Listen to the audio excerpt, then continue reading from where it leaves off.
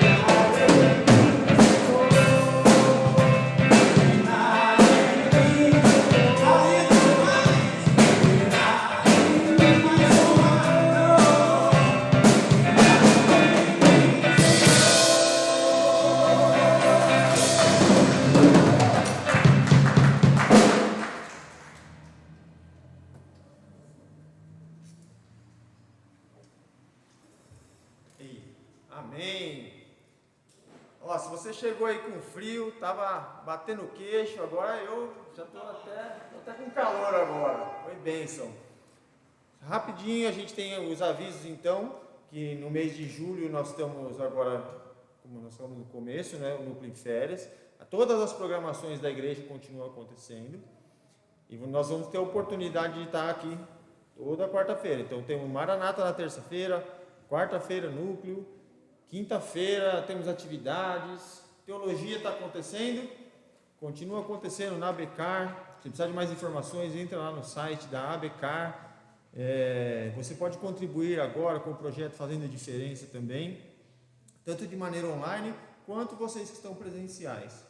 No núcleo a gente não costumava falar sobre ofertas, mas a fé prática de amar ao próximo também passa pelas finanças. Então, nós temos a oportunidade agora de exercer a nossa fé com as nossas finanças. Então, durante o próximo louvor que nós vamos tocar aqui, você tem a oportunidade de poder demonstrar para Deus e agradecer a Deus por tudo que Ele tem feito na sua vida de maneira prática, amando ao próximo, mas também amando com as suas finanças. E eu falo isso de forma natural, sabe, gente? É muito tranquilo para mim, porque muito cedo eu entendi, e muito cedo eu fui educado nas Escrituras como é que é a forma de contribuir, porque o meu grande medo de vir para a igreja era exatamente o problema dos pastores tomarem meu dinheiro. Eu sempre conto que eu não tinha nenhum, mas eu tinha esse medo, porque todo mundo falava. Então, eu rapidamente fui estudar sobre isso, e a Bíblia fala muito sobre finanças, muito sobre dinheiro, fala mais a palavra dinheiro do que a palavra fé. Inclusive, nós temos essa oportunidade de, então, como é que eu faço isso na prática? Na prática, eu ofereço a Deus um pouco, aí a proporção é com você.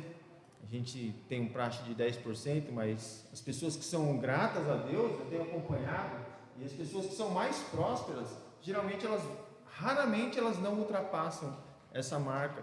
Por isso eu falo com bastante naturalidade, e que agora você tem oportunidade de demonstrar a Deus, de servir a Deus, tá bom? Então eu vou orar. E se você nessa noite, tanto online quanto quem está aqui presencial, tem o desejo de contribuir, mas nós sabemos que nós vivemos um momento atípico, um momento de pandemia, um momento de muita dificuldade financeira. Negócios simplesmente não existem mais, mas novos negócios, e muitos novos negócios têm surgido.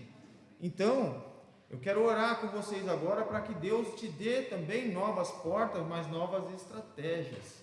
E é isso que Ele faz com a gente, né? Muita gente pensa que Deus vai abençoar indo lá na porta da sua casa, e vai bater lá e vai aparecer uma mala mágica lá com dinheiro. Isso não acontece. O que acontece é que aqueles que se rendem aos pés do Senhor, aqueles que querem um relacionamento com Deus, Ele então te dá novas estratégias, te coloca em lugares que jamais você podia imaginar, e aí o suprimento e o sustento da sua casa vão aparecendo. É natural isso. E é isso que você precisa ser educado e entender como é o processo de relação com Deus. Amém? Querido Deus, eu oro agora e te agradeço por aqueles que o Senhor enviou nesta noite, que entenderam e foram educados, que estão aqui contribuindo com alegria, com gratidão, Senhor, sem nenhum pacto de troca, mas por reconhecimento daquilo que o Senhor é o responsável por suprir a casa, suprir o trabalho, suprir a saúde desses que estão aqui. Eu quero te pedir nessa noite em especial, se tem alguém aqui assistindo, seja presencial ou online, Pai, está desejosa, mas não consegue agora, nesse momento, suprir, poder aqui ofertar na tua casa. Pai, eu te peço, Senhor, que o Senhor atenda o pedido desse coração, dê novas estratégias, novos contatos, novas pessoas, que através de maneira online ou de alguma forma, dentro da sua própria casa, ela seja capaz de fazer o sustento, de honrar os seus compromissos, de pagar as suas despesas, aqueles que ele tem se comprometido, Pai. Visita agora essa casa, esse lar, essa família, eu te peço em nome de Jesus por esses que estão sofrendo com a pandemia, Senhor, que eles possam rapidamente, Senhor, coloque no coração deles entender que existem novos caminhos, Pai, que existem novos lugares para ir, que a maneira tradicional como se faziam as coisas está mudando, que eles percebam isso rapidamente. Deus, é minha oração nessa noite, com muita alegria, em nome de Jesus. Amém. Amém? Então vamos mais um louvor aqui pelos brothers. E você pode trazer sua oferta aqui. Deus abençoe.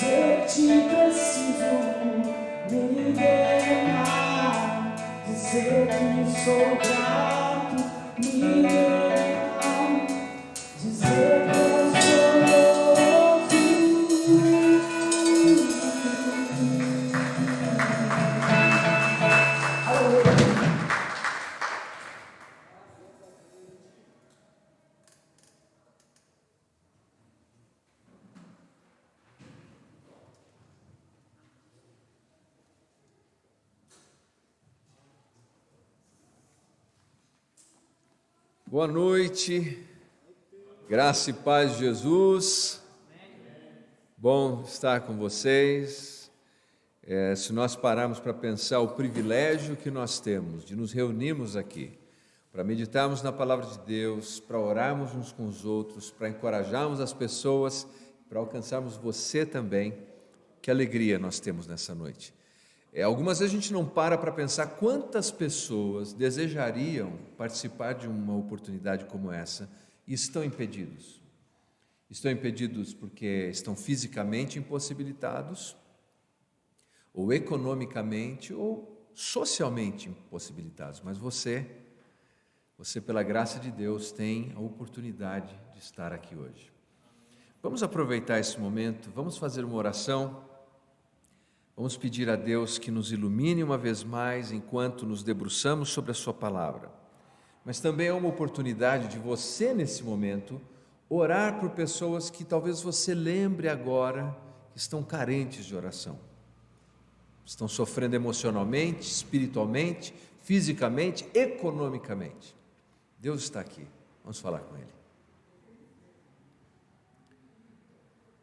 Pai querido, muito obrigado pela alegria que temos, Senhor, de nos encontrarmos aqui como irmãos em Cristo. Pela sua provisão, pela sua generosa dádiva, graciosa sobre as nossas vidas, que nos permite nos reunirmos aqui. E também pelas pessoas, Senhor, que pelo advento da tecnologia, apesar de estarem distanciadas, podem acompanhar esse tempo. Senhor, que os nossos corações estejam abertos para a Tua Palavra, que o Senhor fale conosco, que o Senhor nos transforme, nos molde, como um oleiro molda o barro. E ao mesmo tempo, Senhor, colocamos em Tuas mãos as pessoas que nós sabemos que estão enfrentando lutas das mais variadas, tão carentes, Senhor, da Sua intervenção, da Sua ação, Pai, da Tua providência. Nós colocamos cada um deles em Tuas mãos e descansamos na Tua soberania e na Tua sabedoria, em nome de Jesus. Amém. Uma ideia que nós tivemos, já que é um mês de férias, já que o núcleo entra numa espécie de recesso do seu formato tradicional, é que tivéssemos a oportunidade de nos encontrarmos aqui de modo que fosse edificante, mas que também fosse, num certo sentido, recreativo. Por que não? Deus deseja que nós tenhamos refrigério, que nós tenhamos um tempo de leveza. Então, uma das ideias foi que às quartas-feiras nós pudéssemos chamar de Cinevida, tirar ideias dos principais filmes do cinema e aprendemos a exercer a nossa cosmovisão bíblica. Sabe o que é uma cosmovisão? Cosmovisão é a maneira como você interpreta a vida. Todo dia, todo mundo interpreta a vida de alguma maneira. Olha a vida, lança um olhar para a vida de alguma maneira. Uma pessoa que, por exemplo, não acredita em Deus, não tem fé em Deus, ele olha para a vida e para ele não há propósito, não há direção, não há sentido, porque é tudo um grande acidente cósmico. Aliás, para muitos, eu e você, não passamos de um acidente, de uma sopa pré-biótica que hoje está aqui. Deve ser duro ter uma cosmovisão assim. Mas nós temos uma visão de fé, uma visão que interpreta os fenômenos da vida a partir do que diz a Escritura Sagrada. Tendo dito isso, nós vamos tomar emprestado as grandes produções de cinema para a gente poder exercer a nossa cosmovisão bíblica, a nossa percepção, a nossa interpretação da vida. E essa semana, Hollywood está lançando mais um filme que deve ser outro blockbuster, deve quebrar as bilheterias novamente, que é um filme baseado num personagem que fez muito sucesso entre os Vingadores. O personagem dessa vez é uma mulher, e essa mulher é conhecida como Black Widow, a Viúva Negra. E é um filme que eles chamam de filmes de origens. Eles vão explicar como é que essa mulher, dotada de tantas habilidades, essa heroína, como é que ela surgiu. E no trailer do filme, que eu não posso te dar um spoiler do filme, porque sequer eu assisti, mas no trailer do filme, eles colecionaram algumas frases de efeito dessa mulher. Eu quero ler para você essa frase que me chamou a atenção. Diz assim a Black Widow, a heroína viúva negra: chega um ponto que você precisa escolher ser quem o mundo quer que você seja ou ser quem você realmente é. E aí vem o punchline, aí vem a fala mais importante e final. Ela diz assim: eu fiz a minha escolha, eu cansei de fugir. Espetacular! Quem somos? Vamos ser aquilo que o mundo diz que nós devemos ser, ou vamos ser quem realmente somos? E algumas vezes nós estamos passando a nossa vida fugindo da nossa identidade em Cristo. E há uma história na Bíblia, a história de uma viúva, aliás é uma parábola. Jesus tomou elementos da realidade, construiu uma história para nos explicar alguém que resolveu lidar com a sua identidade como é verdadeiramente e parar de fugir dos seus recalques, das suas dores. Abra sua Bíblia, por favor, no Evangelho segundo Lucas, no capítulo 18. E essa é a história de uma outra viúva, a viúva e o juiz iníquo. Lucas capítulo 18, a partir do 1º versículo.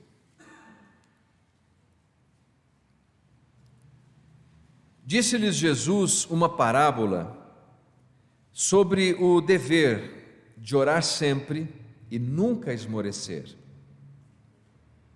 Havia em uma certa cidade um juiz que não temia a Deus, nem respeitava homem algum. Havia também naquela mesma cidade uma viúva que vinha ter com ele dizendo: julga minha causa contra o meu adversário. Ele por algum tempo não a quis atender, mas depois disse consigo: bem que eu não temo a Deus, nem respeito a homem algum, todavia, como esta viúva me importuna, julgarei a sua causa, para não suceder que por fim venha a molestar-me. Então disse o Senhor: considerai no que diz este juiz iníquo. Não fará Deus justiça aos seus escolhidos, que a Ele clamam dia e noite, embora pareça demorado em defendê-los? Digo-vos que depressa lhes fará justiça. Contudo, quando vier o Filho do Homem, achará porventura fé na terra? É sensacional a maneira como o nosso Mestre Senhor Jesus cria essa história, essa parábola.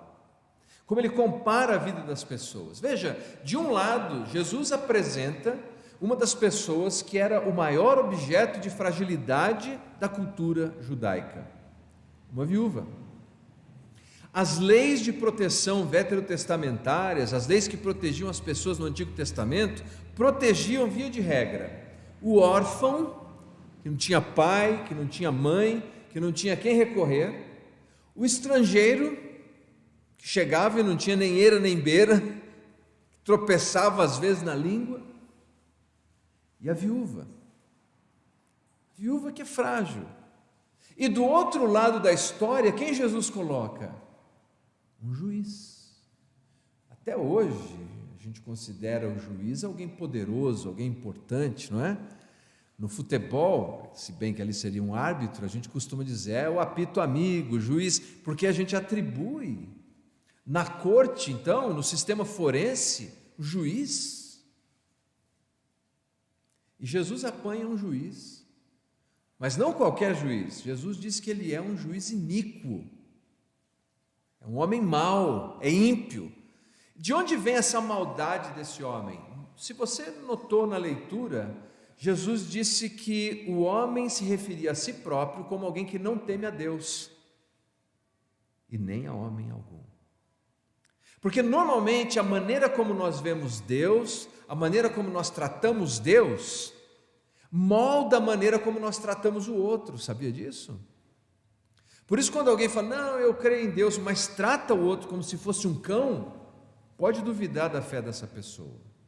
Jesus, quando sintetizou todos os imperativos da lei, 613 mandamentos, ele disse que a lei se resumia em 2 grandes pilares: amar a Deus e amar ao próximo. Ou seja, a minha visão de Deus e a maneira como eu trato a Deus invariavelmente vai afetar como é que eu trato o outro, como é que eu trato o meu próximo. Esse homem, ele não se importava com Deus e por essa razão ele não se importava com homem algum.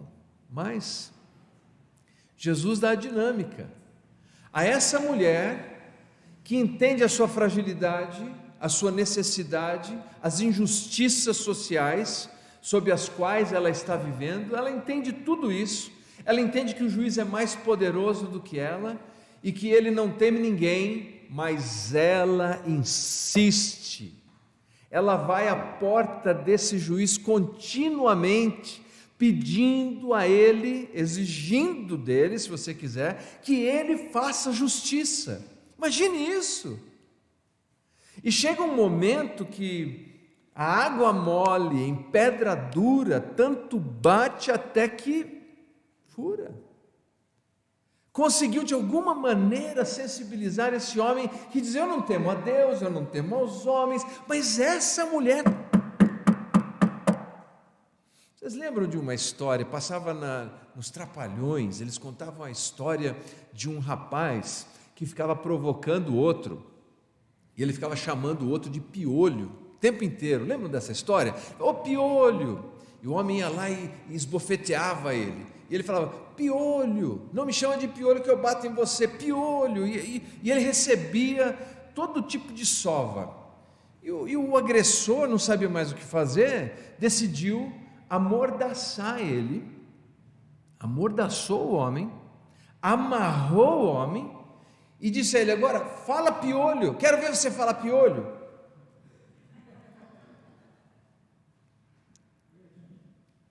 Insistente, que não desiste. Então esse juiz aqui, ele acaba dizendo o seguinte, ele fala: eu vou atender essa mulher, porque pode acontecer, versículo 5, pode suceder que por fim venha a molestar-me. É muito interessante. É como se o juiz agora estivesse temendo aquela senhora. A linguagem molestar carrega a ideia, sabe do que? De golpe após golpe, após golpe, após golpe. Essa mulher não desiste. Ela é frágil, ela é uma viúva, mas ela tem uma grande virtude: perseverança.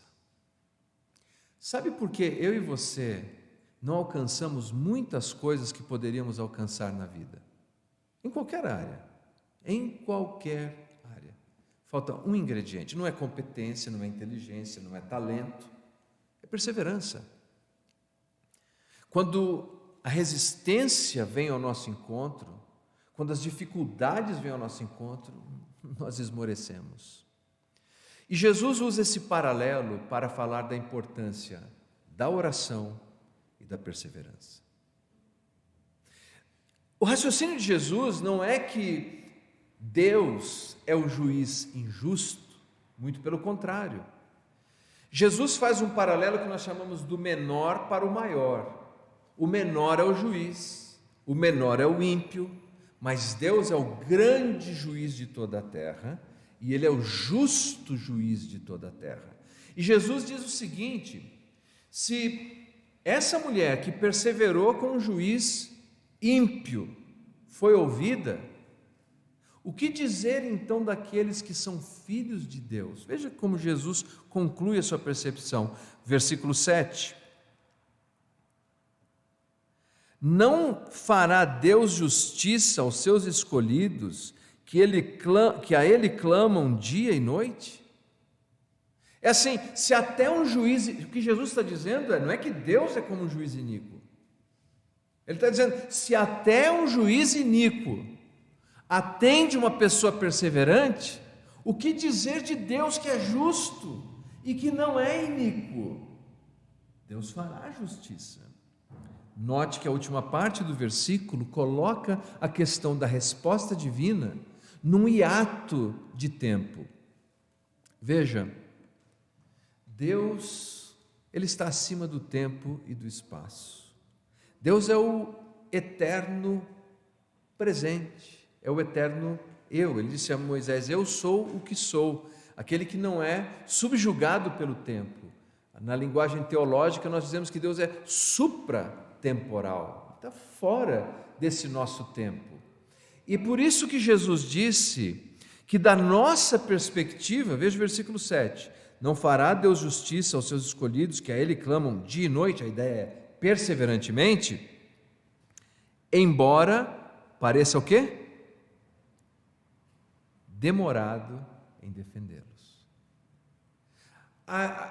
A ideia de que parece demorado para nós, que estamos sujeitos ao tempo e ao espaço, mas para o Deus eterno, a resposta dele nunca tarda, nunca falha, ela é precisa. Por isso, na sequência, nós observamos que Jesus diz assim no versículo 8: digo-vos que depressa lhes fará justiça. A ideia que de depressa lhes fará justiça não é que Deus responde rapidamente o que nós estamos pedindo. Está comigo? Diga amém. Mas quer dizer que uma vez que Deus responde, os efeitos e os benefícios da resposta são velozes. Posso dizer assim: a minha filha caçula nasceu rapidamente. Mas quer dizer que não demorou 9 meses, ou 8 meses, ou 7 meses? Não é isso que quer dizer. Quer dizer que uma vez que o processo de dar à luz começou a se desencadear, ela nasceu rapidamente. Então, quando chega o momento em que Deus nos responde, os efeitos, os benefícios acontecerão, se desencadearão sobre as nossas vidas rapidamente. É isso que nós temos que lembrar. No tempo de Deus, do Deus que é supratemporal, Ele não tarda, Ele não adianta, Ele é preciso. E quando nós testemunhamos a resposta divina, os benefícios, os efeitos acontecem rapidamente. E olha, eu estava batendo um papo aqui com o Roberto, de todos os desafios que nós enfrentamos na vida, mas você pode ter essa certeza. Um dia, quando nós estivermos face a face com Deus, nós o louvaremos, nós agradeceremos, nós celebraremos, porque nós teremos a mais perfeita certeza que Deus é bom, que Deus é sábio, que Deus é justo e que Deus tem sempre um bom propósito. Há um outro aspecto. Então Jesus está dizendo: ore, seja intenso, intencional, perseverante. Sabe que a palavra perseverante vem do latim persevere. Severe vem de severo, sério. É mais ou menos assim: leva a sério. Leva a sério quando você quer falar com Deus, mas mais do que isso, não esmoreça. Uma outra tradução, a tradução aqui que eu tenho diz esmorecer. A nova tradução Almeida diz não desanimar. O que é desanimar? É perder a alma. O que é um objeto inanimado? É algo que não tem alma. Algumas vezes nós não estamos chegando a lugar nenhum na vida, nem nos relacionamentos, nem na nossa carreira, nem na nossa fé, nem na nossa jornada, porque nós desanimamos. Nós nos tornamos objetos inanimados. Nós esmorecemos na oração e na ação. Veja você que a história que Jesus contou é uma história de uma mulher fragilizada num contexto de injustiças. Ela vai para a ação, para ver acontecer justiça. E você notou que em nenhum momento Deus aparece entrando com raios e fogos e chamas e anjos na história dela? Deus está discreto na história dela. Ela é que está em ação, ela é que está perseverando, mas ao mesmo tempo, quando Jesus conclui a história, ele mostra: Deus fará justiça. Aquele juiz ímpio não tinha ideia que acima dele estava o Deus Todo-Poderoso, usando uma viúva fragilizada para fazer com que a justiça acontecesse. Sua atenção, por favor. É você. Você tem que ir à luta. Você é um instrumento nas mãos de Deus. Você precisa tomar sua identidade. Essa mulher tinha todas as razões para dar todas as desculpas. Ela é, como disse, um dos objetos mais frágeis das histórias do Antigo Testamento. Ela é uma viúva, ela não tem ninguém. Mas quem tem fé em Deus tem tudo o que precisa, e ela foi peitar um juiz iníquo.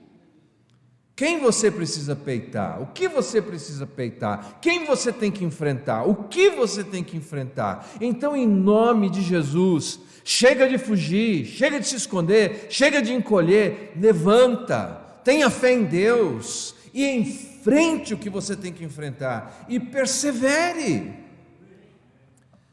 Perseverar não é trabalhar duro, sabia disso? É continuar trabalhando duro. Continuar, espiritualmente, emocionalmente, materialmente, continuar. Muitos de nós não estamos chegando lá, e muitos, meus queridos, não chegam lá, repito, em qualquer área da vida, porque estão se desanimando, estão se desalmando, estão se transformando em objetos inanimados. Por isso Jesus termina com uma pergunta retórica. A pergunta retórica de Jesus cabe a cada um de nós responder. Veja só. Contudo, quando vier o Filho do Homem, que é o próprio Jesus, achará porventura fé na terra? Essa confiança em Deus? Veja, essa pergunta de retórica é de fórum íntimo. Porque cada um de nós vai responder diferente. A questão é, qual será a sua resposta hoje? Se voltar hoje, você vai dizer: Senhor, apesar da minha fragilidade, apesar da minha fraqueza, aqui está uma pessoa em quem o Senhor pode ter certeza que vai encontrar fé, que continua confiando no Senhor. Ou pode ser que você responda: aqui não. A pergunta de Jesus pode ter múltiplas respostas aqui nessa noite. Qual será a sua resposta? Meus queridos, nós estamos vivendo tempos que demandam pessoas que tenham fé em Deus, que perseverem em oração, que perseverem em ação e que não dão desculpas, que decidem olhar para a sua identidade e dizer: eu sei quem sou, eu sei o que eu tenho que fazer, e como diz o personagem do filme, a Black Widow, a Viúva Negra, eu cansei de fugir, eu vou enfrentar. Eu quero encerrar essa nossa conversa com uma história real de um homem chamado William Wilberforce. Se você quiser saber um pouquinho mais dele, tem um filme lindo que foi produzido chamado Amazing Grace, A Graça Maravilhosa. Filme maravilhoso que conta a história dele. Ele era um jovem que lutava para que o Reino Unido acabasse com o tráfico de escravos.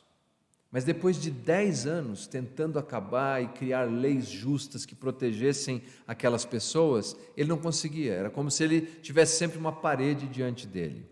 Então, um dia muito desanimado, pensando já em desistir, ele pensando em não mais perseverar, ele apanhou a Bíblia dele, porque era um homem de fé, e ele ficou folheando assim.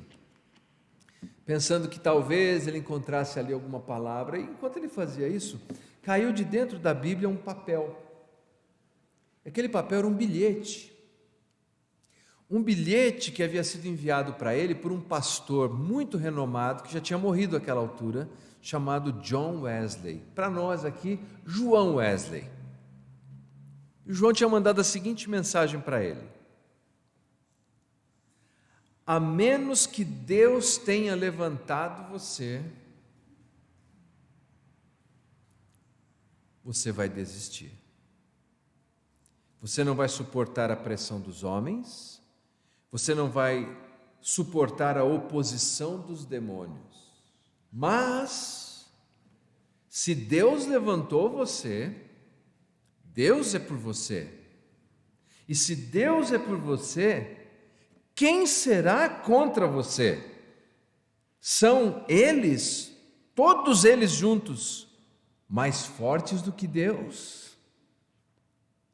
E ele conclui: não te canse de fazer o bem, prossiga em nome de Deus, sob o poder de Deus.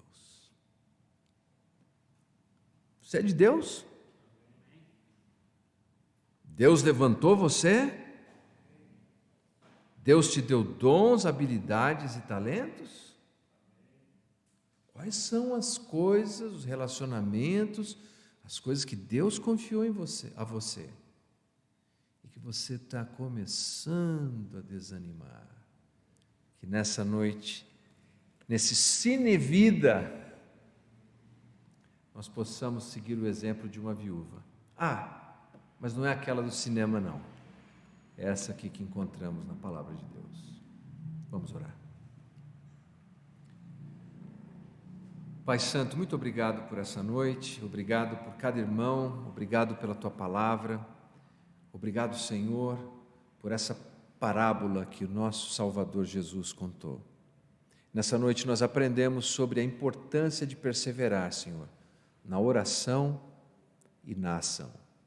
Que nós somos Seus instrumentos, Pai, e que o Senhor deseja que nós estejamos em ação e em fé, confiando em Ti, Senhor, enfrentando o que quer que seja, porque nós sabemos que quando assim fazemos, o Senhor é glorificado e as pessoas são abençoadas, Pai. Nessa noite, nós queremos, Pai, nos levantar em fé e seguir o exemplo dessa frágil viúva que decidiu ousar e perseverar. É no nome do nosso Salvador Jesus que nós oramos, confiando em Ti. Amém e amém. E então é isso. Então vamos ficar em pé. É que o Paulo ele está ali que nem um maestro me orquestrando ali. Então vamos ficar em pé. Que o amor de Deus Pai, o Todo-Poderoso, a graça infinita do Senhor Jesus Cristo, a consolação, o encorajamento do Espírito Santo de Deus esteja sobre a sua vida, não somente hoje, mas para todo sempre. Amém. Salva de palmas a Jesus. Deus te abençoe.